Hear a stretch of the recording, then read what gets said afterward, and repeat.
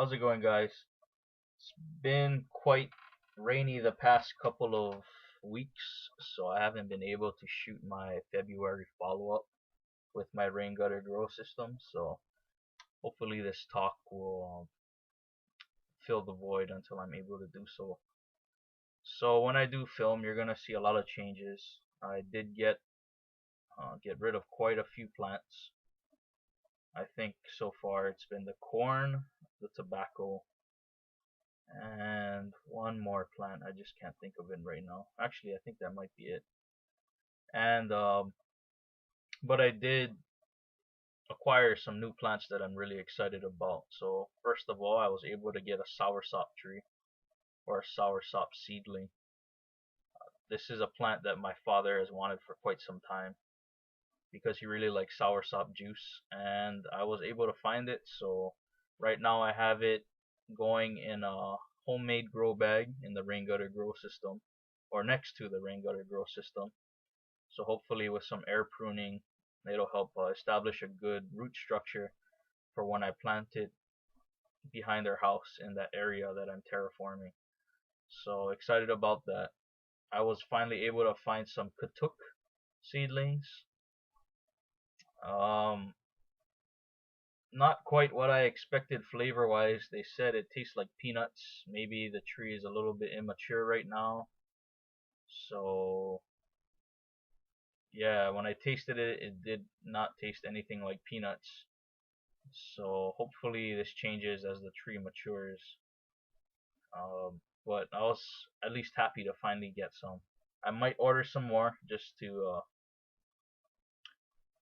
see if maybe what they gave me wasn't katuk.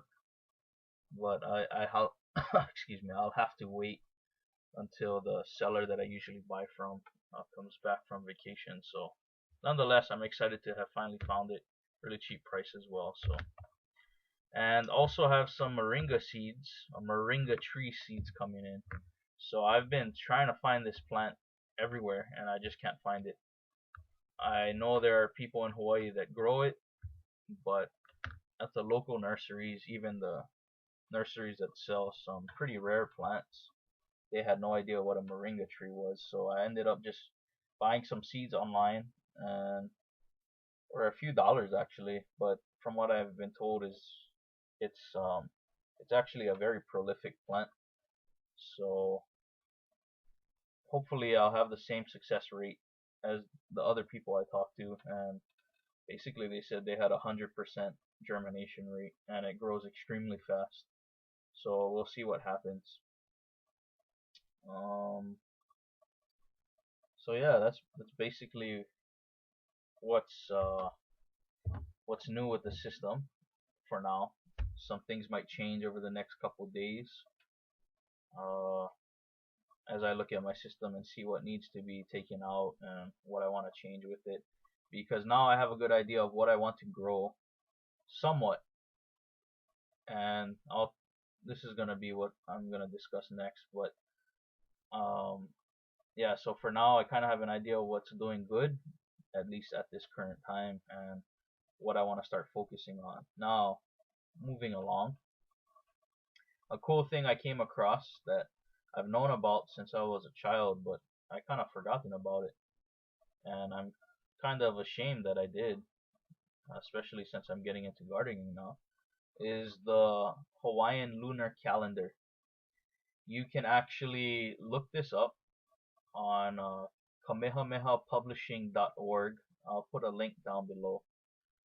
But basically, it's a it's an app that allows you to monitor the lunar cycle. And with regards to the lunar cycle and how it applied to the Hawaiian people, regardless of what many people may think, that technologically the Hawaiian people were not advanced, they were actually pretty advanced for other applications such as farming, fishing, things of that nature. I guess you could compare them to, say, the Mayans, who were not necessarily technologically advanced according to Western standards, but with regards to astronomy and math and things of this nature, They were extremely advanced, so much so that nothing today with all our technology can rival what they did. And it's the same with the Hawaiian people, with certain skills and certain trades and certain I guess you could say art forms. Nothing. There's nothing today that can rival what was made or created several hundred years ago. So with regards to farming, when I was in school and speaking to my grandfather who used to farm in the old ways, there was a lot of discussion about the lunar cycle and how it affected plant growth and germination rates and whatnot.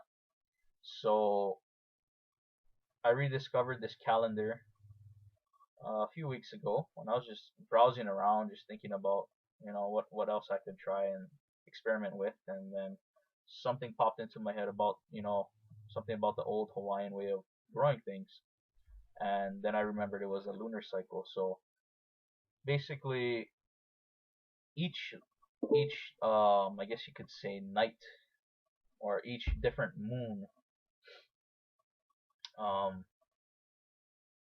basically was set up so that it promoted a certain type of growth, or it promoted general planting, and just general planting it would be successful, and it also stated when it would not be good to plant certain foods, or when it would not be good to plant any type of plants at all. So it's an extremely simple calendar, but it's also extremely detailed in that basically if you follow these principles, you'll know when to plant, what to plant, and not necessarily how to plant, but that's when your other research comes in. So I can't guarantee it works. From what my grandfather told me, based upon his upbringing and actually growing his own food to survive, they lived by it. And a good example that he used to give me was when I asked him about the Great Depression when he was younger. He said, what Great Depression? There was no Great Depression for us because we grew all our food successfully. And when I asked him about how he did it, he told me about certain things, but one thing he really focused on was the lunar cycle. And I'm gonna do more research as to how this. I have my assumptions, for instance, like with the different gravitational pulls that might be associated with the different, you know, whatever it is with the moon. But I can't really guarantee that right now, so I'm gonna do more research, and it's just gonna be another tool in my tool bag. So if you guys are interested, just check out that link below. And yeah, hope maybe it might help you with your gardening. Maybe it might not, but something to try. All right, moving along. I was gonna shoot a video with regards to this issue, but just never got around to it. So a few nights ago, or actually, as I detailed in the last video, I switched back to food scraps because I ran out of Purina worm chow. And at first, I thought, like I said in the video, I thought it wasn't doing too well, and then actually the worms started going crazy for it. So I said, alright, excellent, now I can start using food scraps in my bin. Well, what I didn't plan was a few nights ago, sometime last week actually, I went down to check on my worms like I do every night. When I get some free time throughout the night, I go down and check and see if they're actually eating and whatnot.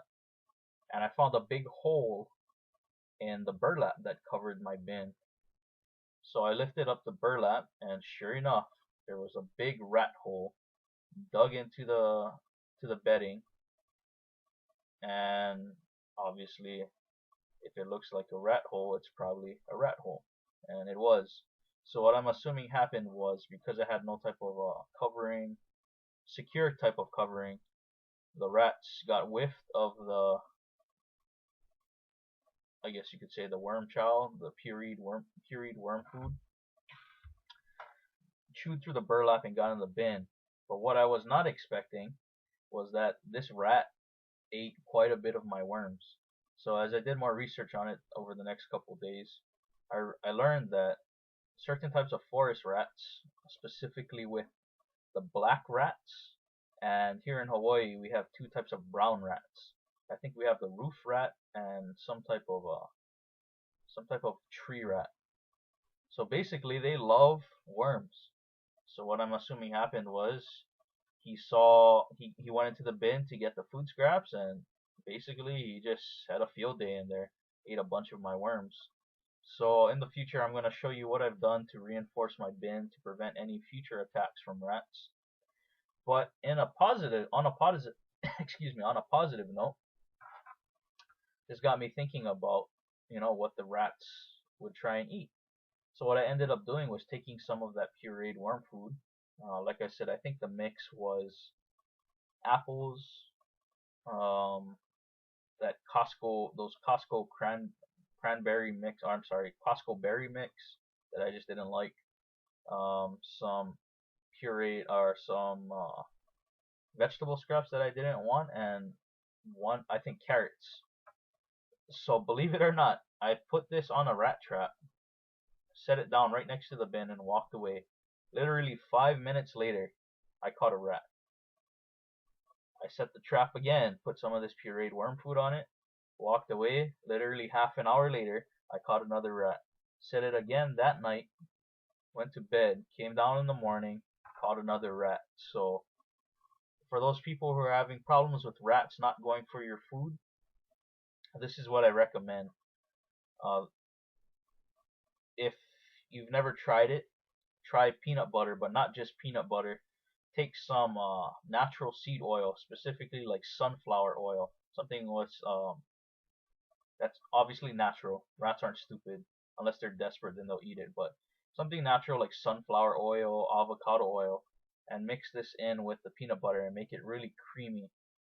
Don't leave it chunky. Leave it a bit runny, and then put this on your traps. If that doesn't work, then maybe you can try this type of blend. So I know I've been having some problems with those rats. They're not going for the peanut butter, but I was really amazed that they went for this and caught 3 rats in less than 24 hours. So in the exact same spot. So yeah, it was quite amazing. So that's it for now, guys. Hopefully I can get this video made, show you what I'm doing and how the garden is going. Like I said, I still need to make a video where I'm gonna show you what I'm doing behind the house, and yeah, and I'll try and get that worm bin video going as well. It's also time for me to harvest some castings again. I think it's been a month. I was gonna leave it for 2 months, but it's already black, so the worms are really loving the coconut core. So I'll try and if I do decide to harvest, maybe that's when I'll shoot the video. So yeah, if you guys have any questions, just leave a comment down below or send me a message. And don't forget to subscribe if you haven't already done so. Hope you guys have a wonderful evening, and I'll talk to you later.